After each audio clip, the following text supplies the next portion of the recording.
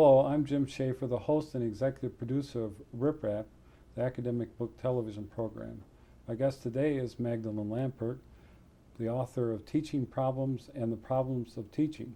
Welcome to Rip Rap, Magdalene. Thank you. What first attracted me to your book was the way it addresses an important issue in academic literature on teaching. How can we fill in the troublesome gaps that remain after other attempts render the practice of teaching into that of merely matters of curriculum, instruction, students, and content? As you say in your book, you use this work to contribute to a conversation about the nature of the work that school teachers do. Maybe you can explain that. Well, I started out in this business not as an academic, but as a school teacher. And then I went to graduate school and read what everybody else wrote about teaching. And it seemed to me very fragmented. Some people wrote about curriculum, some people wrote about children, some people wrote about the relationship between teachers and children but left out the subject matter. And what I was aware of from my work as a teacher was that you had to do all of these things at once. And it also seemed to me that people who had ideas about how to fix teaching, reform schools and so on, would pay attention to one thing, like equity, or making sure that the whole curriculum was covered in every grade. But they didn't allow for the fact that teachers had to solve all of these problems simultaneously. It's an interesting problem in the study of practice as opposed to the study of a scholarly topic, that one has to find a way to take account of multiple strains and how they interact with one another. So that came from a very practical approach to the topic in the first place. Well, and what's fascinating about the book is that you use the teaching in the classroom, a specific class in a specific school, as your practicum or your laboratory in a way. But what fascinated me about that also was that it was using research to inform, as well as having the information inform the research, and so there was that interaction, and I felt that really gave an additional dimension to the work. Yeah, it's an interesting aspect of this kind of research, that interaction. A lot of people would say, well, this person who's trying to do this teaching, in a sense, almost knows too much, because I did bring a knowledge of all these different kinds of research to my practice and the practice that I was studying.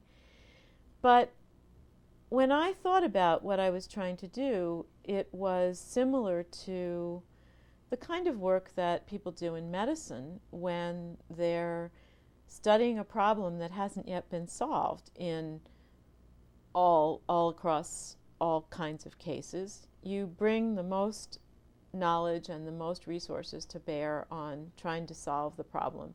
And then you understand what it was you needed to know and you needed to know how to do in order to solve it.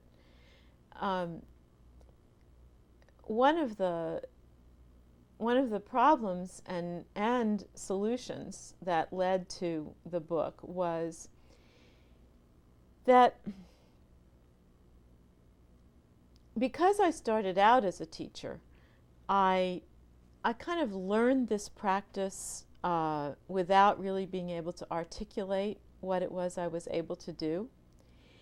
And so it seems as if writing this book about my own teaching should have been pretty easy, but it really wasn't, because I had to unpack a lot of things that never show up in the research, that I was able to enact, but not necessarily write about or speak about. And so, as you know from the book, I did a lot of videotaping of the teaching and studying those tapes and trying to describe what what the issues were here, what the work was, what the activity was. And in a sense, I surprised myself with the complexity of it in the end, as I tried to describe this practice that thousands of people do every day in scholarly terms. Well, it's taking the researchers, documenting ability and then reflecting on how that works, and that's what I found really fascinating, the whole concept of almost of the public intellectual too, that you're taking the knowledge and then in a way applying it, but you're also applying it in a way that then informs what you're doing. Mm-hmm. And that kind of thing. And also as I reflect on it, one of the, as I said, what attracted me to the book, we need this kind of an approach so desperately in our schools today, because the elements and the pressures and the dynamics going on are becoming so much more complex. There may have been a simpler time, maybe more homogeneous kinds of things, but when you bring the kind of diversity of background, economic circumstances, literacy levels into the classroom now you've got a huge discrepancy that teachers are being required to deal with. One of the learning issues in teaching that I write a lot about in the book is the need for teachers to come to know their students. And I don't mean get to be friends with them. And it's this diversity that you speak about that requires us as teachers to, in a sense, be researchers in our classrooms, because we need to find out a lot about what the students already know. We need to find out a lot about what kind of learners they are, what kinds of approaches they have to all the different subjects that they're teaching. In a more homogeneous culture, those kinds of things could, in some way, be more taken for granted than we can do in the kind of society that we live in now. It's given that you really can't predict what your students are going to be like from one year to the next, unless you live in a really stable community. And I don't think there are as many of those left. If any, I think some of the places you think were small and untouched are now very much in a state of change. Right.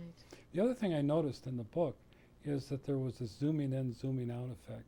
And that was both in terms of the methodology, but also in terms of the kinds of objectives that you had and when you did that and for purpose. And I thought that was another element of looking at the whole, but then looking at the parts. And then what was happening with the parts then informed the so there was this awareness about the interaction as well as the elements that composed it. Well, this was actually a very interesting aspect of something that I became aware of and able to talk about as I tried to develop a research methodology.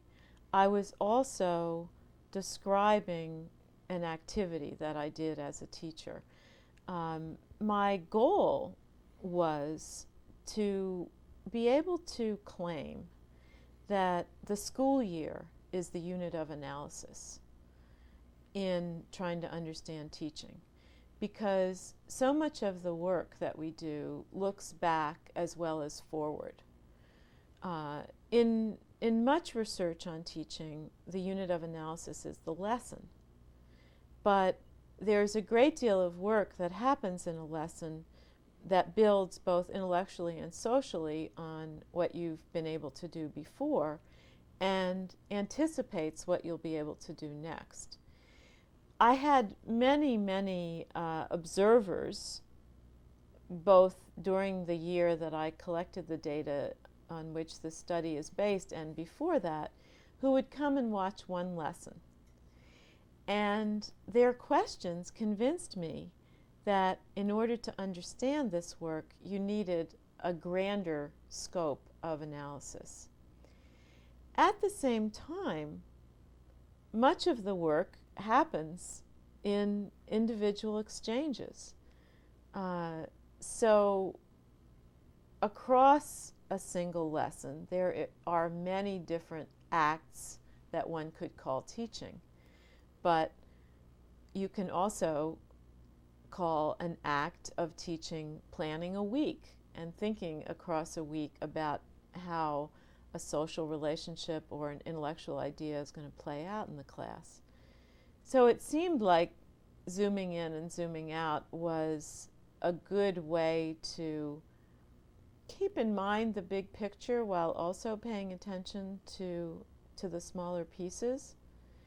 And it was when I was telling a fellow teacher and researcher about this that she said to me, well, but that's what teachers have to do all the time, that zooming in and out, because you can't lose sight of the whole picture while you are focusing in on one student's error or a particular interaction that's going on over here. And yet it would be impossible to keep everything in focus at once. So you start getting these optical metaphors of zooming in and out, changing lenses, and seeing the same thing, but seeing it at different scales. Well, and you have the imperatives of the curriculum, the things that you've got to get accomplished. And in your subject area was mathematics. And there are a lot of innovative techniques you use, but it was also what fascinated me was looking at the student as an individual person. You could see that as a group, but they were a group of individual people who had certain ways they may learn or not, and certain ways that they might work effectively with others or not, and then trying to understand how they might grasp these different mandatory elements of fractions and so forth. Well, it's one of the luxuries that an observer has in a classroom, that is, to watch one child for 5 minutes and completely forget about the fact that there are 29 others in the room. A teacher can't do that. You've got to constantly be monitoring on the whole room. And I think in my role as a teacher educator, teaching people how to do that, how to pay very close attention to an individual while also keeping the scene in mind. It's just really difficult to articulate what that skill is about. And that's one of the things I really wanted to try to understand and describe in this book. I kept wishing that I could show it to people somehow, but I came up with the idea of having some chapters that would really hone in on the details of a particular interaction, and some that would pull back and look at that same interaction, but in the context of a larger framework of curriculum or of social issues that we're developing in the class. So I'm not sure if I succeeded, but that was what I was trying to do. Oh, I thought you did. And I thought there was another concept that I observed, and that was making connections. And it would seem like drawing, this thing over to someone or bringing them over to that. It was sort of a tapestry that you're weaving with these different, someone might get part of a concept, but then you take that and try to enlarge it with them and also have that relate to the other kids in the class. One thing that came clear to me as I was doing this research that is implicit in what you said is that part of the work of teaching is using one's students to further the material, to clarify one another's ideas. And so the students, in a sense, become a resource. They become a tool that the teacher can use. And it's difficult to explain that in a way that makes it clear that while students are being used as a tool by the teacher, they're also being learners, because it sounds kind of manipulative. But if you watch a good discussion leader, you can see that part of what you're doing always, in order to develop an idea, is to figure out who you can call on when to carry the thematic development of the concept to a more complicated place. And there's a kind of orchestrating that goes on there that is very serendipitous in a way, but also very planned, because you're thinking, making a connection between what someone may have said in another class period or earlier in that discussion and bringing it up later on, and kind of needing to keep that train of thought going in your own mind. One of the things that made me think about is there's one way that writers talk to other writers, and there's ways that writers talk to critics, or critics talk at writers. The book really functions more as a teacher to a teacher, or teacher to those interested in teaching, because, as I was saying, we were discussing earlier, it's the process, it's this dynamic that you're talking about, just describing now. Well, this is how it feels, this is what's happening, this is how you can take a look at doing it.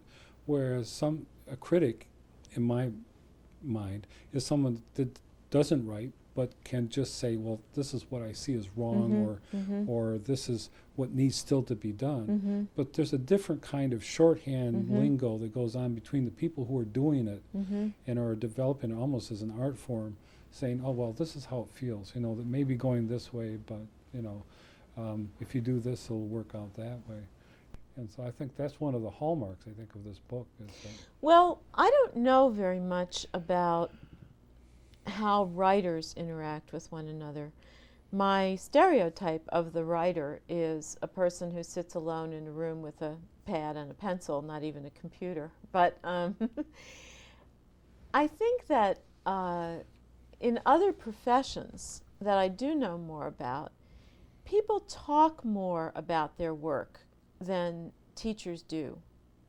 They talk more about the problems that they face and how to address them. Even among very experienced, very sophisticated teachers, there's a kind of Lone Ranger quality to the work. I learn from my experience, and I carry out my own growth and development. And consequently, there's not much language for having the kind of practical conversation that you talk about. My hope is that some of what's in this book will be something that can be used as a foundation on which that kind of conversation can be built. Well, one phrase is the key one, of teaching problems, or teaching with problems, and maybe you can explain that, because that's the gist of your approach. It's the title, Teaching Problems and the Problems of Teaching, emerged over time. I wanted to call the book simply Teaching Problems, in the hopes that there would be a double entendre there. I have taught mathematics for many years using problems. That is, I give students problems to do. They work on those problems. I teach with those problems in a sense that students learn certain mathematical topics by developing the ideas that are in the problems. But I also teach with those problems in the sense that when I see what students do with the problems, I'm able then to understand what it is they already know and what it is they need to learn.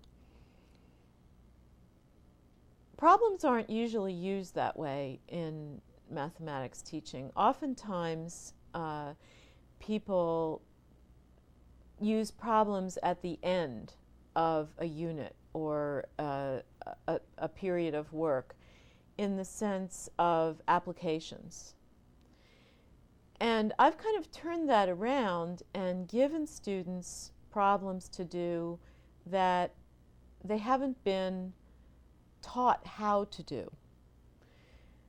This kind of pedagogy comes from the belief that when people engage in an activity, they figure out how to do something, and they figure out how to use knowledge, and they figure out how to create the knowledge that they need to solve the problem.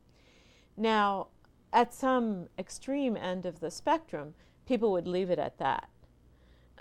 In the math education business, those people are called radical constructivists.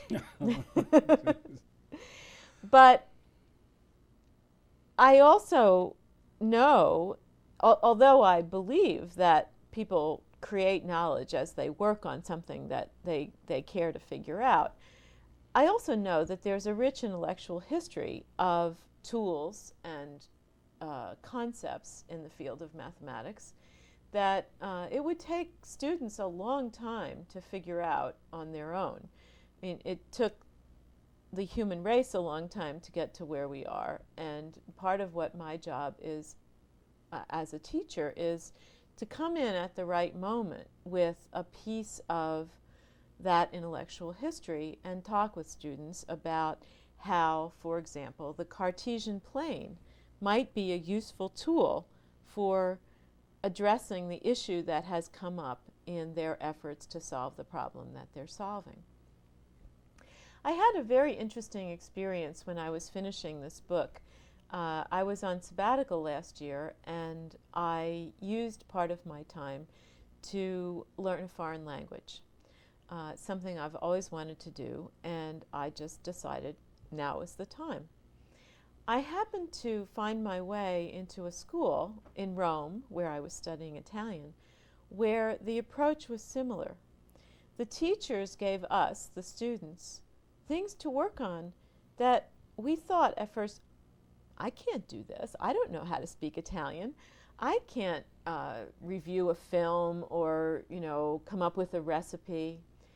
But it turns out that when you actually work in a group, and some people know some things and other people know other things, you manage to construct a set of working knowledge. And it is integrated in the way that I talked about knowledge of teaching being integrated, rather than being presented as vocabulary and grammar and what people call pragmatics. So this notion of teaching with problems, I'm understanding, and my future research will be an effort to understand better how it plays out in a lot of different disciplines. The other side of the double entendre is that when one uses problems to teach, the kinds of problems that the teacher needs to solve are complex. If you don't teach with problems, but you teach topic by topic by topic by topic, then you have a much easier time figuring out where you are in the spectrum of the curriculum. In the kind of teaching that I do, one needs to keep the whole curriculum around a particular theme in mind at once. And so there's a much more global and connected sense of subject matter. My reading about problem solving in the workplace at all kinds of levels suggests that this produces more usable knowledge for students and gives them a sense of efficacy, a sense that they can actually use what they know to solve a problem. Underneath, I thought you're really talking about looking at teacher, the student, and the teachers as a kind of learning community, where the individual people are being very valued, and then taking a look at those kinds of necessary rituals. I think it's a great book. I think it's very instructive, and I thought it was the insights that you've had as a teacher really informed it and made it much richer kind of discussion. Well, I appreciate that. I worried a lot about choosing mathematics as my subject. I mean, I think of myself as a researcher on teaching, but you can't study teaching without studying a subject. And so I tried to write the book so that people in any field could read it and see something of value, something of what I was trying to say about teaching. At the same time, I'm hoping that people in mathematics education will read it and see it as a contribution to scholarship in that field. So I felt like I was walking a difficult line there. So I appreciate the comment. Well, there is that concept you were talking about, closure. And I thought that was interesting, but I could see how if you've been really intensely involved with this group of young people, that there is a need on both sides, both as teacher and the students, to figure out some kind of ritual of drawing that experience to, an end in preparation for the next step. And that, of course, the way we have our school system set up, that's a constant process. Yeah, and it's an emotional one.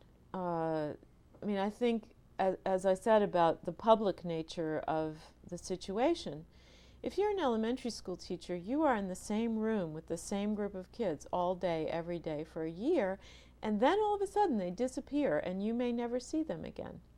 That's a very strange kind of social situation to be in. But giving intellectual closure to the ideas that we've been working on, I guess it's part of the focus on connectivity, that if every lesson is connected to every other lesson, it ought to be considered as going somewhere and coming to an end, and that end somehow also having a public recognition.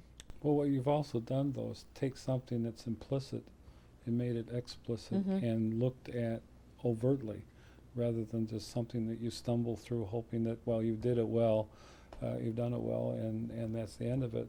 But there is that bringing it up and then a more reflective approach. And so, and then also bringing the information you have as a scholar to it, made it the kind of rich textured thing. And I liked your phrase, navigating in a complicated terrain. It is that. I mean, the teaching now is not what it was, and you need to have some more complex strategies. And this points a way toward what that could happen. Thank you for being on Rip Rap. Thank you.